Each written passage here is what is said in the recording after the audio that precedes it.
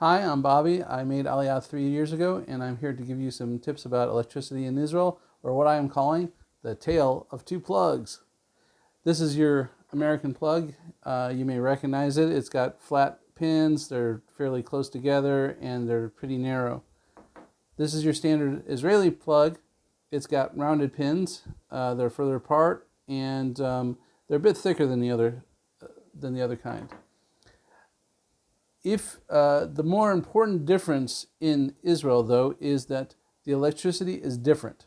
In America, you have 120 volts. Sometimes you'll see it labeled as 110 volts or 115, and they'll sometimes use a V to symbolize to represent volts.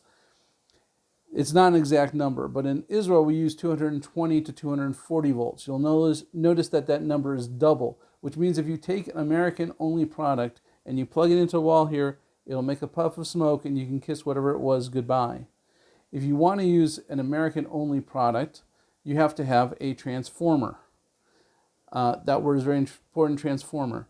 Every product has a label here, what it is, what the electricity is, and this one says 50 watts max, 35 watts continuous. This is a travel charger. It's good for small devices, which means, like it says here, do not go over 35 watts. If your product says something higher than 35 W or 35 watts, don't plug it into this because you'll either break the transformer or break the product, at least over time. This is great for my hair clipper that I brought with me, but if you want to bring large equipment like people ask for kitchen equipment, blenders, mixers, all kinds of different things. They make large transformers that they weigh like tens of pounds, and they handle both the difference in the voltage and also a different difference, which I didn't mention yet, which is the frequency. In America, they use 60 hertz, and we use 50. You don't have to know what that means, but the difference will make things wear out more quickly, and these transformers, I believe, are made to handle it. However, like I said, they're expensive, they're big, they're bulky, and even given using a transformer, your equipment will probably wear out more quickly, and the transformer itself will wear out more quickly, will wear out eventually. So I don't really recommend bringing those things. They sell all these things here, Ninja brand I've seen in the store. You can get anything you need here.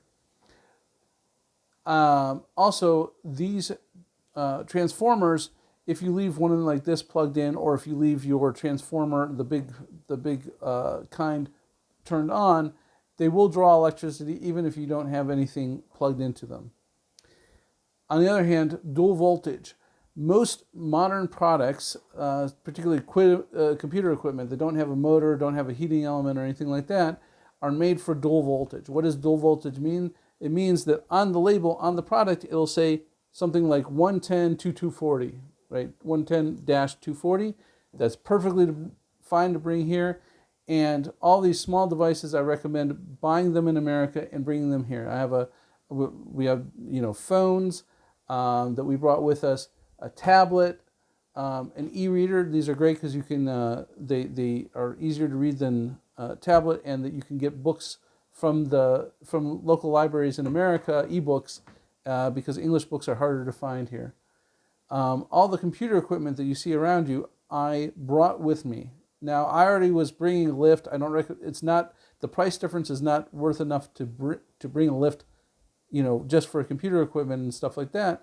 But if you're already bringing a lift, I bought this screen in America. I bought this one here in Israel. I have a desktop computer I brought with me, a router, a printer, all that I brought with me. I've had no problems with that. And also I want to mention with the USB chargers, they're all dual voltage, which means also you can charge your phone off of either an American USB charger or an Israeli one. The only thing you have to do with dual voltage items is you have to change the pins. You can buy these cheap adapters. This is not a transformer, this is an adapter. All it does is change the pins, and they're like less than $1. And now I can plug this directly into the wall with no problem. And they make 3-pin ones. This I use for my laptop. And I'd like to thank, with that, the megavolt.co.il, which helped us with the information that we presented here, and also the Aliyah Network for helping us film this. And I wish everyone hatzlacha in your Aliyah.